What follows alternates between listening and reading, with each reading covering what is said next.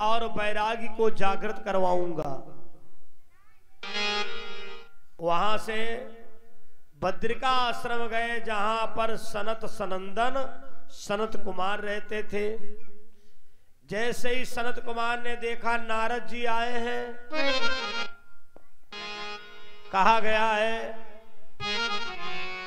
ये सच है कभी भागी से साधु जन द्वारे आए।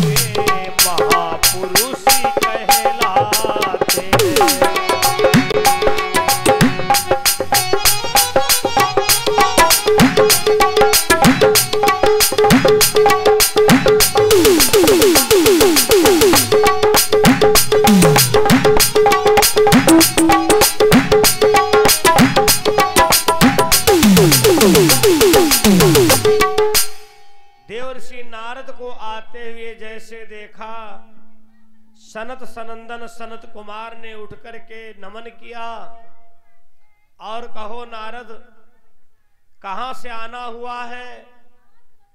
देवर्षि नारद जी ने कहा हे सनत कुमार, मैं वृंदावन धाम से निकल रहा था और वहां पर भक्ति से मुलाकात हुई।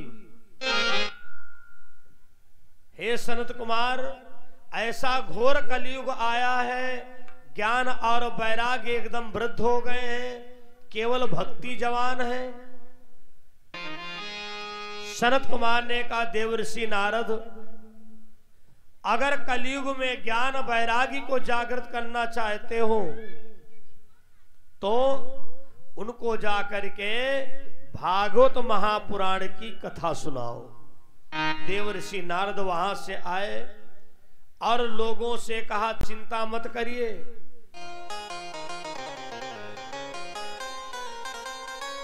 कलिकाल में भी ज्ञान वैराग्य जागृत करने का उपाय हमको मिल गया है।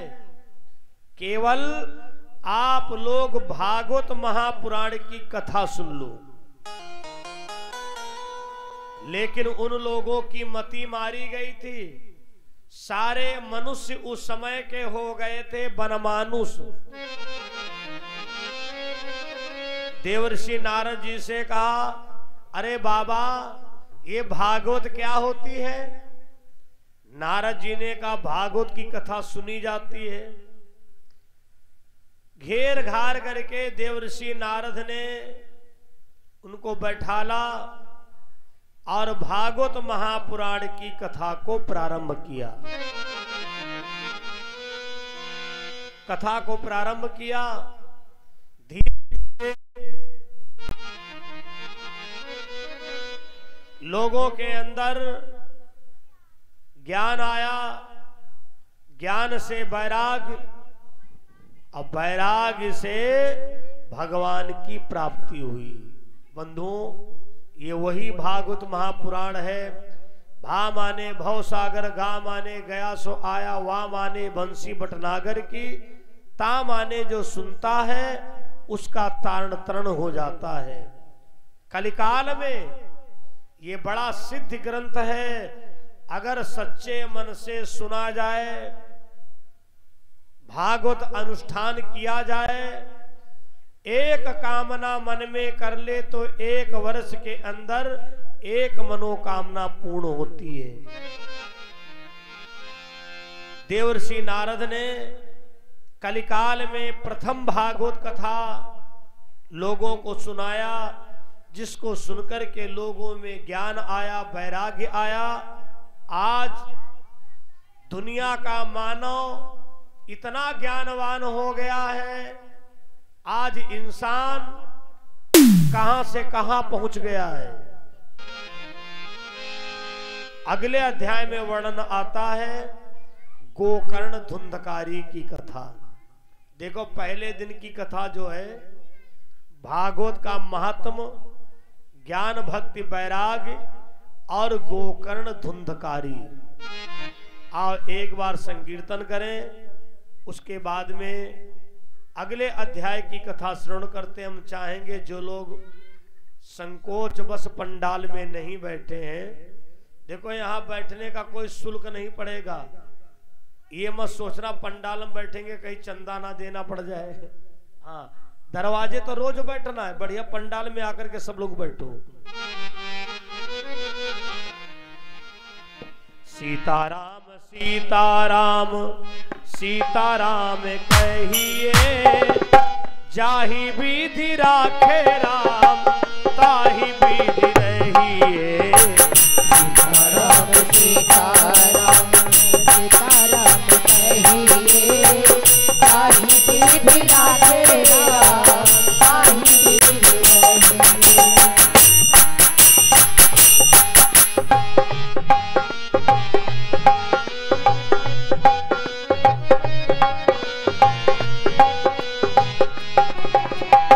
सीताराम सीताराम सीताराम कहिए, सीताराम सीताराम सीताराम कहिए, जाहि विधि राखे राम ताहि विधि रहिए।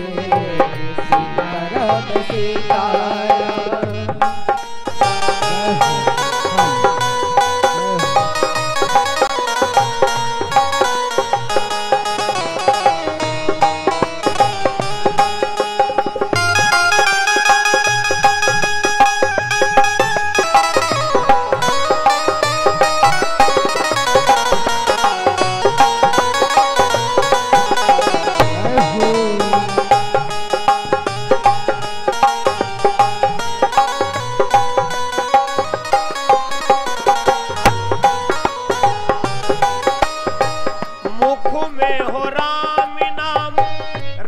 सेवा हाथ में, मुख में हो राम नाम, सेवा हाथ में।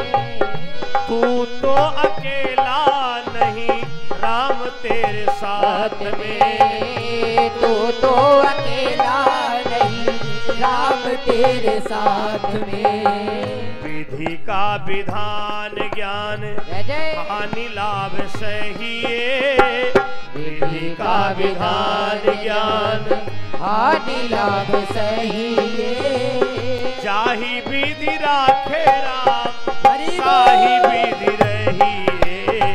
सीताराम सीताराम सीताराम कहिए, जाहि विधि राखे राम ताहि विधि रहिए। सीताराम सीताराम सीताराम कहिए, जाहि विधि राखे राम ताहि विधि रहिए।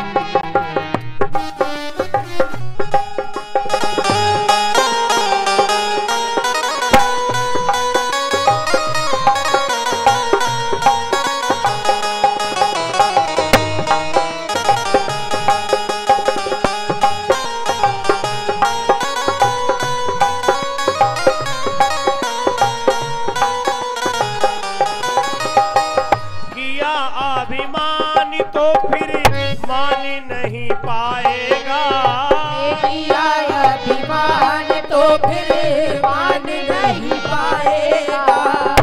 होगा वही जो प्यारे राम जी को भाएगा, होगा वही जो प्यारे राम जी को भाएगा। साधु संग राम रंग अंग अंग पागिए, साधु संग राम रंग रंग रंग रहिए। जाहि विधि राखे राम ताहि विधि रहिए। सीताराम सीताराम सीताराम कहिए, जाहि विधि राखे राम ताहि विधि रहिए। सीताराम सीताराम।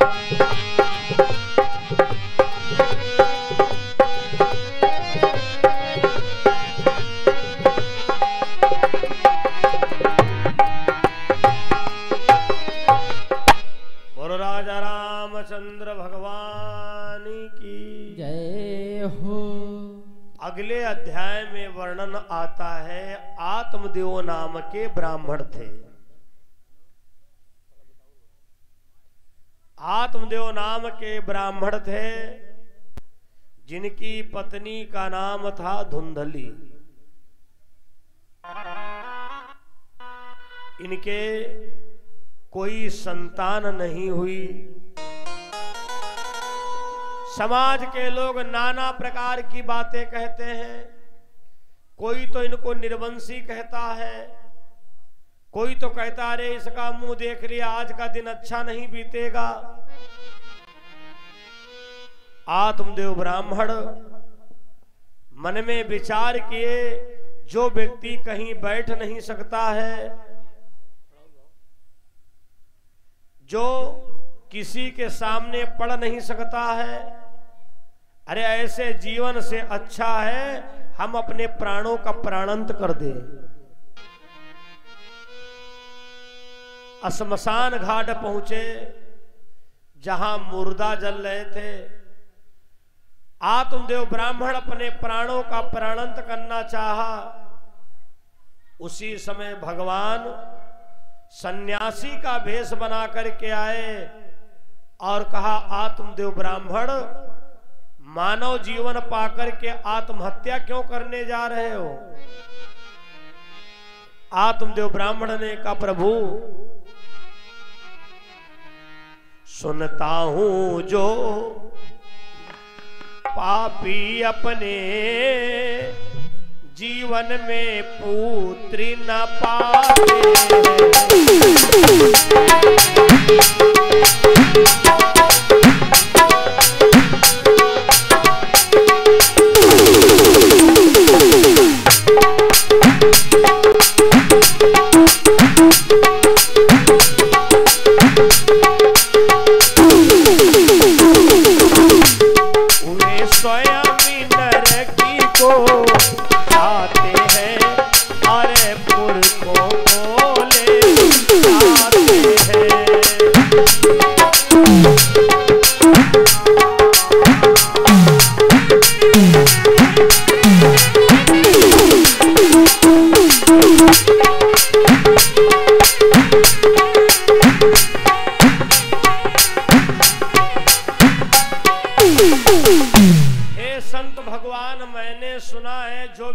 अपने जीवन में संतान नहीं पाता है वो तो नरक को जाता ही और अपने पुरखों को भी ले जाता है।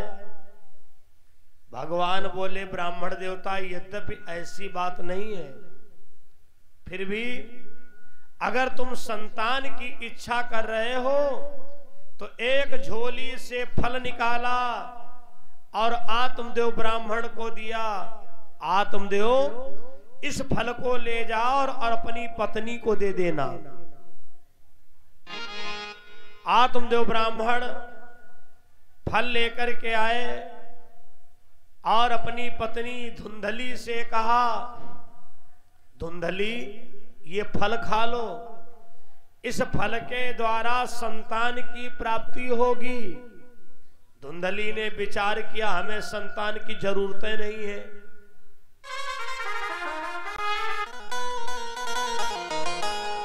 अगर संतान होगी तो बड़ी मुसीबत आ जाएगी। आधी रात को बच्चा भोजन मांगेगा, आधी रात को देना पड़ेगा। लुका छिपा कर गाय को वो फल दिया खिलाए। इसी तरह से दोनों की ठहर गई है राय। उस फल को धुंधली ने गैया को खिला दिया। उसकी बहन ने कहा चिंता मत करिए, जितने समय का फल तुम्हारा आया हुआ है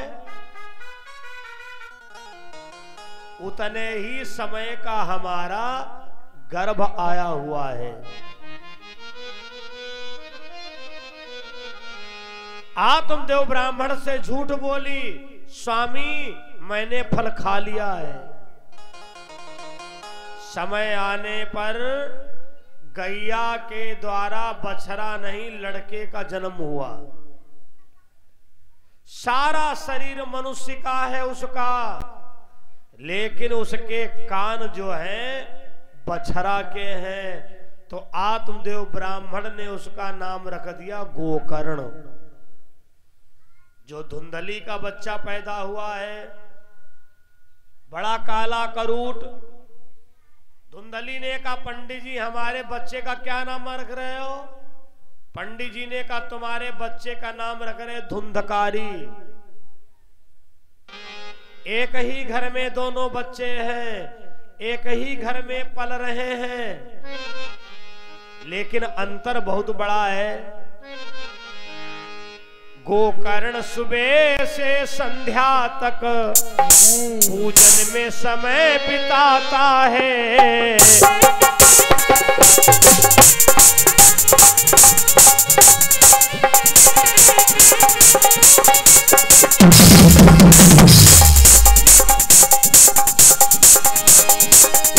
गोकर्ण सुबह से संध्या तक पूजन में समय बिताता है।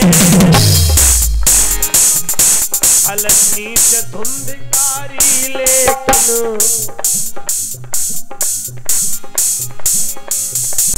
वैश्याओं के घर जाता है।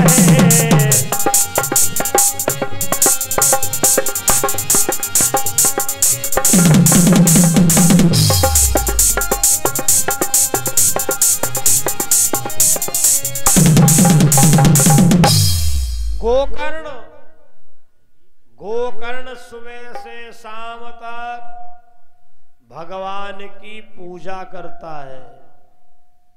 अपने पिता के साथ में संध्या उपासन करता है। धुंधकारी क्या करता है? सुबह उठ करके जुआरियों की संगत करता है, शराबियों की संगत करता है। एक तरफ तो बधाइयां आती हैं, पंडित जी आपका गोकर्ण बेटा बहुत अच्छा है, तो कोई दूसरी तरफ आता है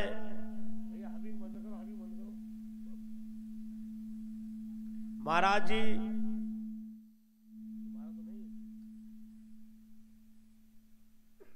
जी जो आपका धुंधकारी है बहुत दुष्ट प्रवृत्ति का है। आत्मदेव ब्राह्मण विचार करते हैं इससे अच्छा भगवान एक बेटा हुआ होता। एक दिन गोकर्ण ने अपने पिताजी को बहुत दुखी देखा। पिता तुम इतने दुखी क्यों हो? आत्मदेव ने कहा बेटा गोकर्ण जब मैं तुमको देखता हूं मेरा हृदय प्रसन्न हो जाता है, और जब इस दुष्ट को देखता हूं मेरे हृदय में आग जलने लगती है। गोकर्ण ने कहा पिताजी मानो, हमें छोड़ो, धुंधकारी को छोड़ो, और आप जाकर के भगवान का भजन करिए।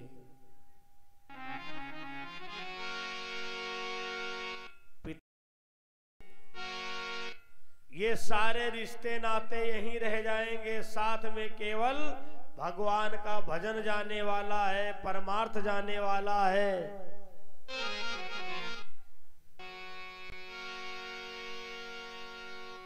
आदमी का जिस्म क्या है जिस पे सैदा है जहां, एक मिट्टी की इमारत एक मिट्टी का मकान। खोने का गारा बनाया, ईंट जिसमें हड्डियां, चंद सांसों से खड़ा है ये ख्याल आसमां। मौत की पुरजोश आंधी जब इसे टकराएगी, टूट करके ये इमारत खाक में मिल जाएगी। अरे मन ये 2 दिन का मेला रहेगा, न कायम जगत का झमेला रहेगा। कायम जगत का झमेला रहेगा,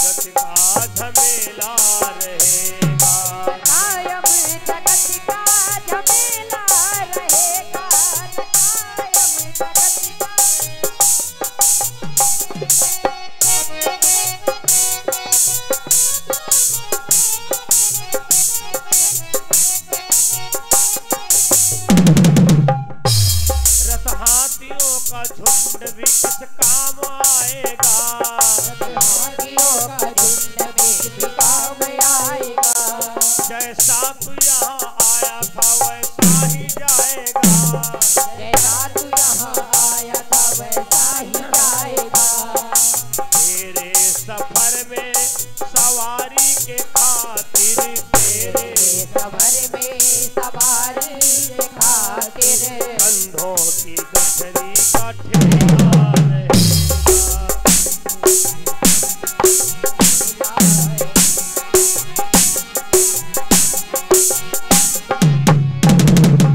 अरे मन ये 2 दिन का मेला रहेगा, अरे ये 2 दिन का मेला रहेगा, न कायम जगत का झमेला रहेगा। कायम जगत का झमेला रहेगा।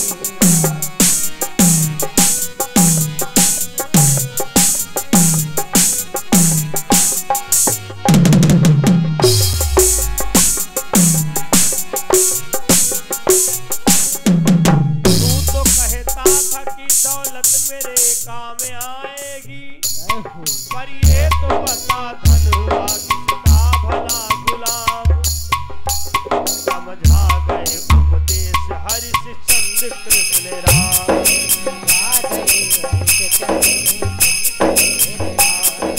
तेरे सफर में सवारी के खातिर, तेरे सफर में सवारी के खातिर, कंधों की गठरी का ठेला रहेगा।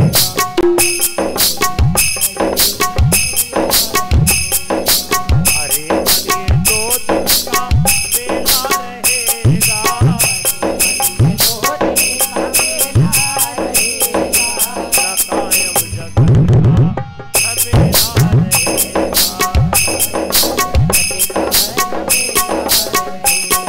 न कायम जगत का झमेला रहेगा।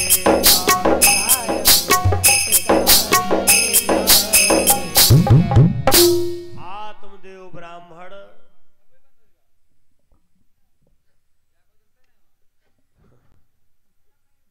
घर परिवार छोड़कर नैमिषारण्य की तपोभूमि में गए और वहां जाकर के भगवान का भजन किया। अंतो गत्वा ब्रह्मलीन हो गए। धर्मप्रिय सज्जनों, इधर कुछ दिनों के बाद गोकर्ण ने भी घर छोड़ दिया।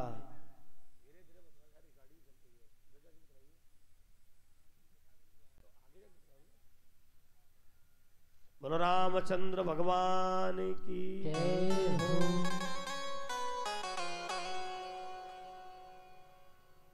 गोकर्ण महाराज ने भी थोड़े दिन के बाद घर छोड़ दिया। अब तो घर पर रह गया केवल धुंधकारी। धुंधकारी अपनी मनमानी करता है। एक दिन वैश्याओं ने धुंधकारी से कहा, धुंधकारी अपने घर से पैसे दाम लाया करो।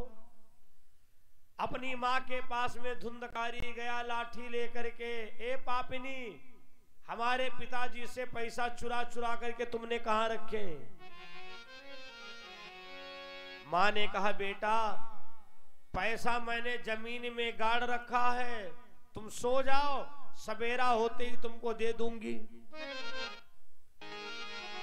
कल बतलाऊंगी ये कहकर बच गई उस समय महातारी।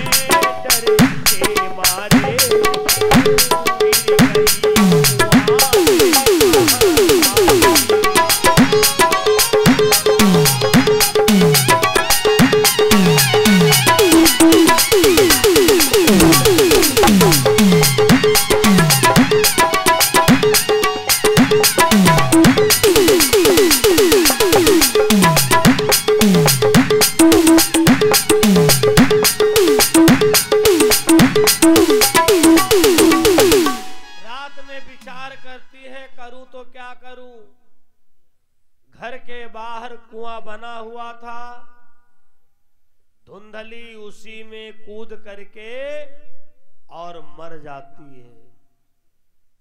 लेकिन धुंधकारी तब भी नहीं सुधरा, चोरी करके धन गया। वैश्याओं ने कहा, धुंधकारी हमने सुना है तुम चोरी करने लगे हो। धुंधकारी ने कहा, वैश्याओं ने विचार किया, ये ठगी डकैती का पेशा एक दिन प्रभाव दिखलाएगा, ये जाएगा सो जाएगा, साथ में मुझे ले जाएगा। इसका चोरी करने का जो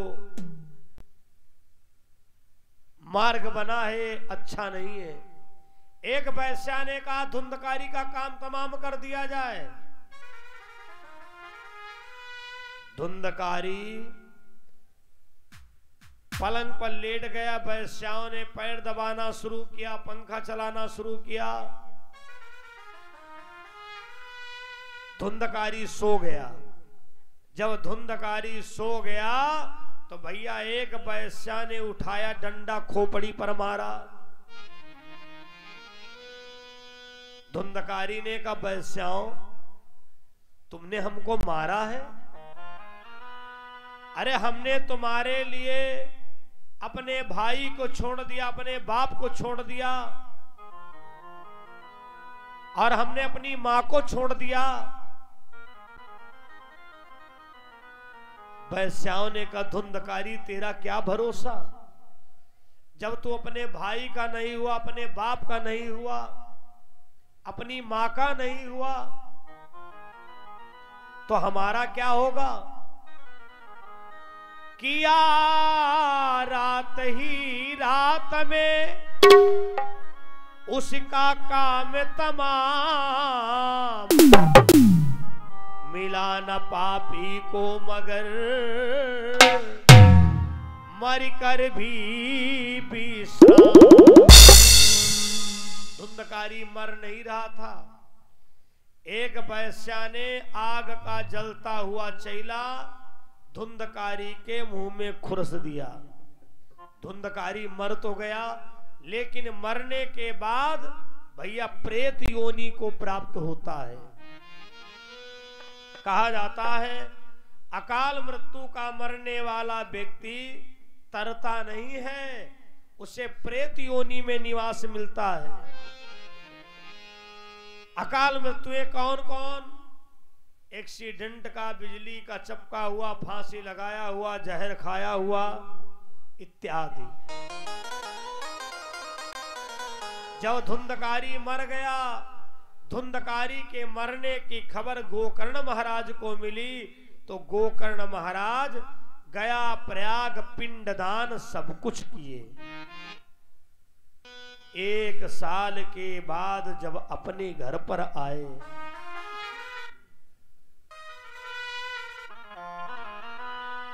अपने घर की हालत देखी तो गोकर्ण के आंख से आंसू बहने लगे।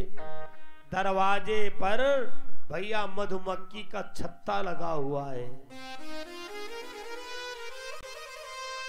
ये सब पाप आत्माओं के चिन्ह होते हैं। दरवाजे पर बबूल का पेड़ जम जाना, मधुमक्खी लग जाना, ये अच्छा नहीं होता है।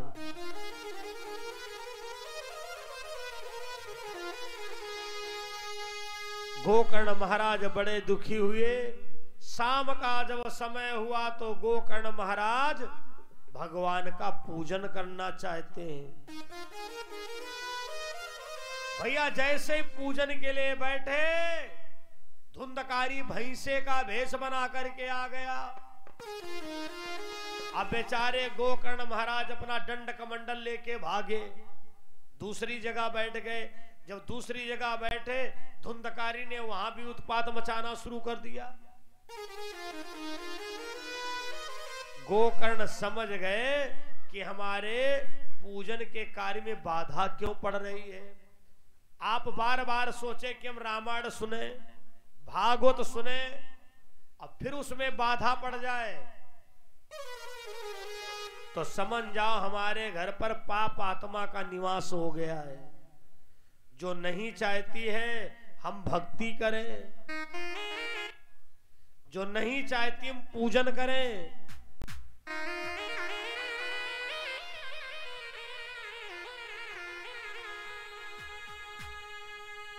आज गोकर्ण महाराज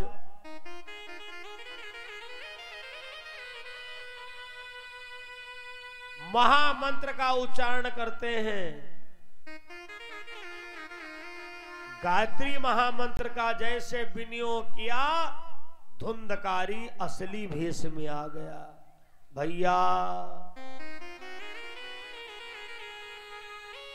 हो मेरा अवगुण भरा शरीर तुम कैसे तारोगे।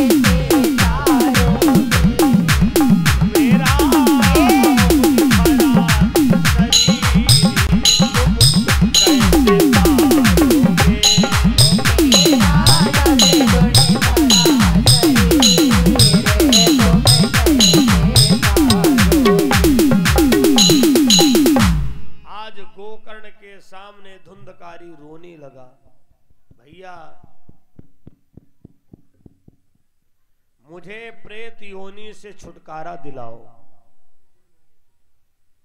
गोकर्ण ने कहा, भैया तब तो मैं तुम्हें समझा रहा था, तुम्हारे समझ में नहीं आया। चलो हम तुमको प्रेत योनि से छुटकारा दिलाने के लिए कठिन तपस्या करेंगे।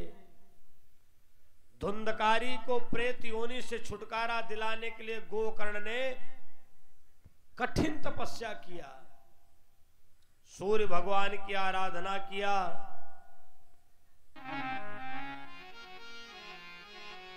आखिर उनके सामने प्रगटे श्री भगवान, बोले बेटा मांग ले जी चाहा वरदान, वरदान मांगो। गोकर्ण ने कहा हमारा भाई धुंधकारी प्रेत योनि को प्राप्त हुआ है, उसका मोक्ष कैसे हो? सूर्य भगवान ने कहा कोई तरीका नहीं है, उसने पाप नहीं महापाप किया है, उसके कारण उसकी मां को मरना पड़ा है। गोकर्ण ने कहा कोई तो उपाय बताओ। सूर्य भगवान ने कहा एक उपाय है, जाकर के उसको श्रीमद् भागवत महापुराण की कथा सुनाओ। धुंधकारी बड़े प्रसन्न हुए। गोकर्ण आए, धुंधकारी से कहा भैया आपका मोक्ष हो जाएगा, मोक्ष दिलाने वाली हम आपके लिए भागवत महापुराण की कथा लाए हैं। गोकर्ण को यह पता ही नहीं था कि भागवत होती क्या है। धर्मप्रिय सज्जनों, वेदी की रचना किया, पुराण की स्थापना किया, पूरा दिन हो गया। भागवत बड़ी कठिन है, भागवत की व्यवस्थाएं बड़ी कठिन है। कई हफ्ता पहले से गंगाराम प्रधान जी व्यवस्था में लग गए होंगे, सुबह से पूरा परिवार व्यवस्था में लगा है, तब शाम को कथा आरंभ हो पाई। भैया सारी व्यवस्था गोकर्ण ने किया धुंधकारी के लिए, और जैसे ही कथा शुरू हुई धुंधकारी भाग पड़ा। अब गोकर्ण ने फिर सूर्य भगवान का ध्यान किया, हे सूर्यदेव हम भागवत धुंधकारी के लिए सुन रहे हैं, और धुंधकारी बैठ नहीं रहा है। इनको अगर व्यक्तिगत पुण्य लेना होता तो हमारे आश्रम पर जाकर के दान दे देते, हम आशीर्वाद दे देते। लेकिन इनका उद्देश्य क्या है? हमारी पूरी ग्राम सभा कथा सुने, पूरा क्षेत्र कथा सुने, जिससे कल्याण होना है। और इसके बाद अगर कोई ना आए तो उसमें प्रधान जी का कोई दोष नहीं है। अब धुंधकारी भैया भाग पड़े। सूर्य भगवान ने कहा गोकर्ण अब एक तरीका है,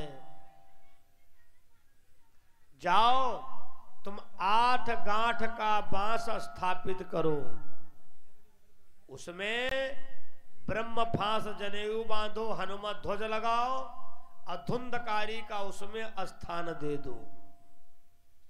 ये भागवत में 8 गांठ का बांस क्यों लगता है? हर चीज का विधान है। 8 गांठ का बांस इसलिए लगता है, हमारे वंश में अगर कोई पितृ ना तरा हो तो एक पितृ का मोक्ष होता है, एक भागवत के द्वारा एक पितृ का मोक्ष हो जाता है। पहले दिन की कथा हुई, 1 गांठ फट गई। दूसरे दिन की कथा हुई, 2 गांठ। इसी तरीके से 7 दिन कथा पूरी हो गई। 8वें दिन एक सुंदर विमान आया, और उस विमान में भैया धुंधकारी बैठ करके बैकुंठ चला गया। जो और लोग कथा सुन रहे थे उन्होंने कहा महाराज जी तुमने पक्षपात किया है, अपने भाई को बैकुंठ दिला दिया, हम लोग जहां की तहां रह गए। तो गोकर्ण जी ने कहा भैया ध्यान पूर्वक सुनो, कोई भी विद्वान व्यास गद्दी से व्यक्तिगत किसी को कथा नहीं दे सकता है, जैसे इतना बड़ा पंडा लगा है, इतनी उपस्थिति आप लोगों की है, ऐसी कोई व्यवस्था नहीं है हम गंगा राम जी के कान में ज्यादा कथा डाल दे तुम्हारे कान हम कम पहुंचे, ऐसी व्यवस्था नहीं है। यहां तो जो जितना ध्यान पूर्वक सुनेगा, जितनी श्रद्धा से सुनेगा, उसको फल मिलेगा। कहा गया है श्रोता जग में चारी स्वरूपा, चलनी स्वान सिंह अरुसूपा।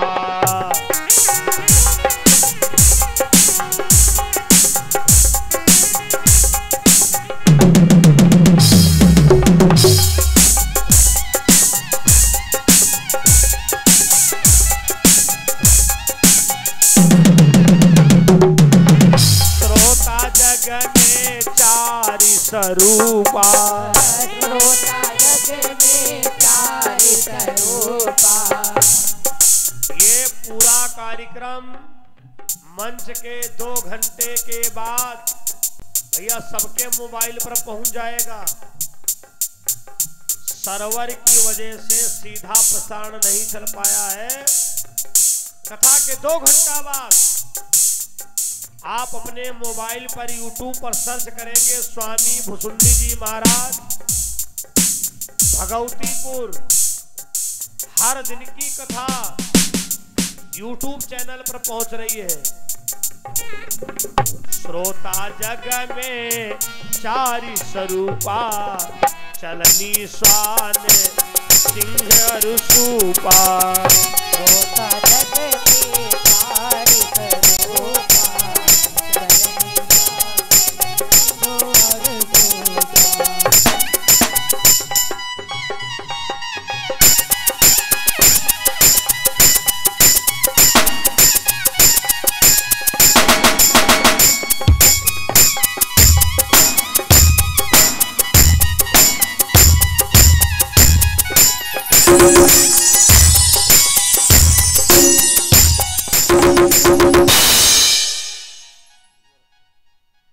श्रोता जग में चारि स्वरूपा, चलनी स्वान सिंह अरुसूपा। चलनी प्रकार के कौन श्रोता होते हैं?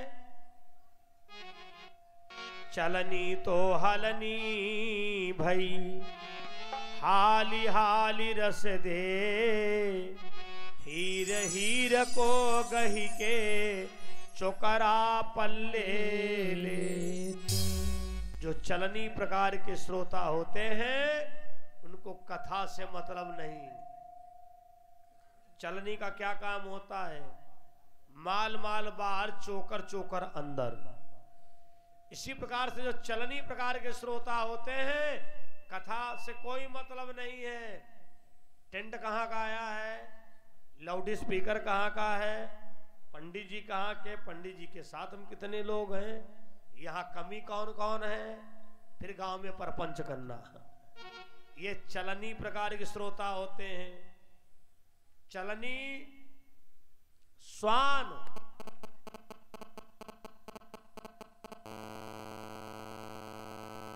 किसी का है भैया,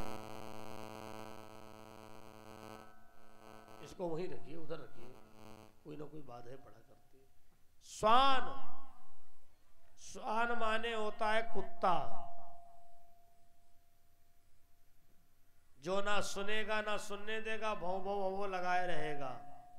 चलनी स्वान सिंह, सिंहवत श्रोता कौन होता? आएंगे बाद में, बैठेंगे आगे, कुछ कहोगे तो झगड़ा कर देंगे।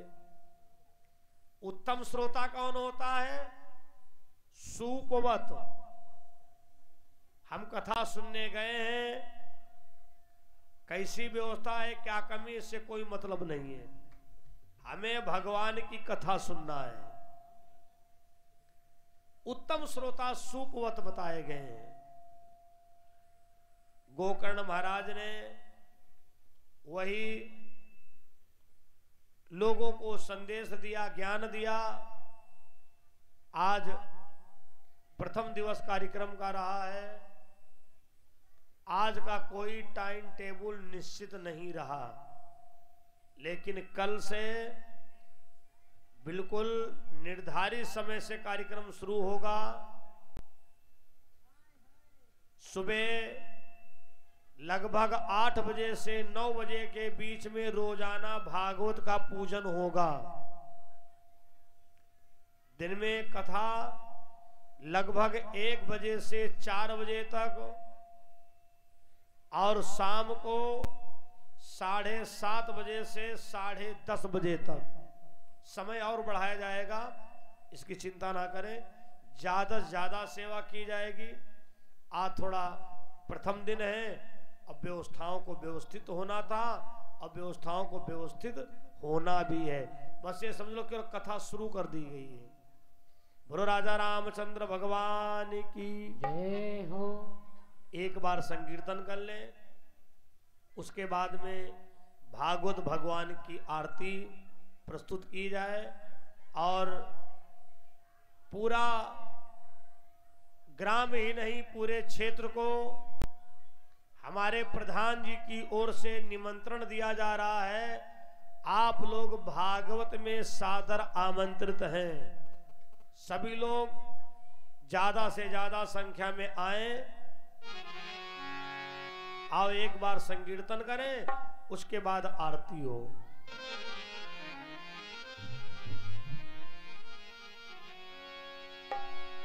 हम हैं राम जी के राम जी हमारे हैं। हम हैं राम जी के राम जी हमारे।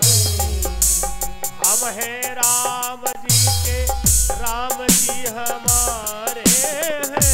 हमें राम जी के राम जी हमारे हैं। हम हैं राम जी के राम जी हमारे हैं। हम हैं राम जी के राम जी हमारे हैं। हम हैं राम जी के राम जी हमारे हैं। हम हैं राम जी के राम जी हमारे हैं। वो हमारे हैं, वो हमारे हैं। वो हमारे हैं, वो हमारे हैं। हम हैं राम जी के राम जी हमारे हैं। हम हैं राम जी के राम जी हमारे हैं। हम हैं राम जी के राम जी हमारे हैं। हम हैं राम जी के राम जी हमारे हैं। बोलो राजा रामचंद्र भगवान की जय हो। आरती प्रज्वलित कर ले। आरती सब लोग खड़े हो जाएं, आरती कर लें। और आरती में आप लोग पंडाल में ही आओ। कल से पंडाले में सब लोग बैठिएगा। आज पहला दिन था और अभी काफी व्यवस्थाएं होनी हैं। आरती बनी रखी नीचे।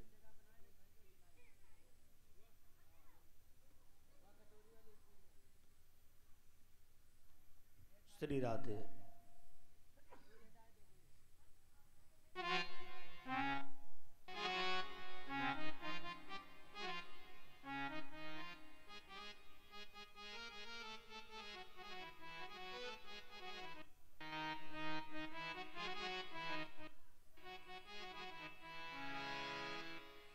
कृपया आरती के समय में अगर जूता चप्पल पहने हो तो जरूर उतार दीजिएगा। थोड़ा सनातन धर्म की गरिमा का विशेष ध्यान रखें। कोई भी जूता चप्पल पहन करके पंडाल के अंदर ना आया करें। दूसरी थाली नहीं क्या? ये सारी कटोरी उतार के नीचे रख दीजिए, अलग अलग, बाद में फिर धर लेना।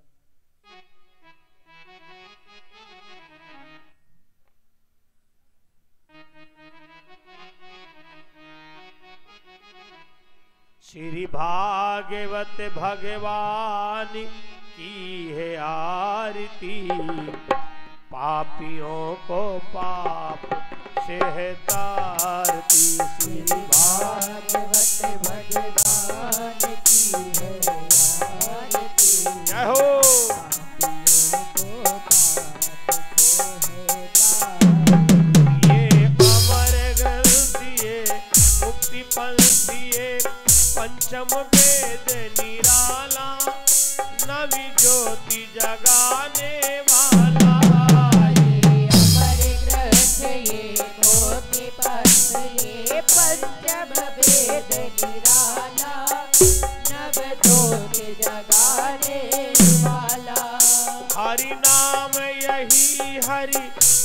यही, नाम यही, हरि ध्यान यही। जग के मंगल की आरती, पापियों को पाप से है तारती। श्री भागवत भगवान की है। सभी लोग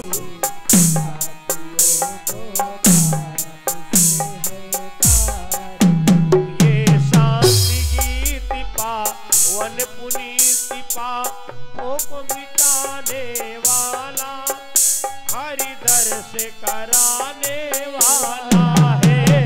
शांति गीत पावन पुनीत पापों को मिटाने वाला है, हरि दर से कराने वाला है। ये सुख करनी, ये दुख हरनी, ये दुख करनी, ये दुख हरनी।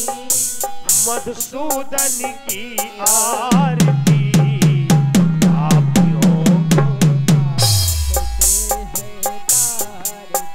श्री भागवत भगवान की है। जय हो। पापियों को पाप से है तारती। श्री भागवत भगवान की है आरती, पापियों को पाप से है तारती। भागवत भगवान की है आरती, पापियों को पाप से है तारती।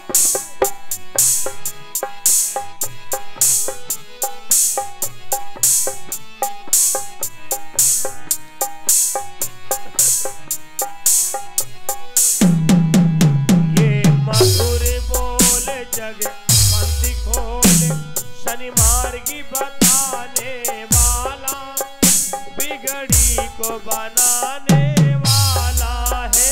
ये मधुर बोल जग पंथ खोले, सन मार्ग बताने वाला है, बिगड़ी को बनाने वाला है।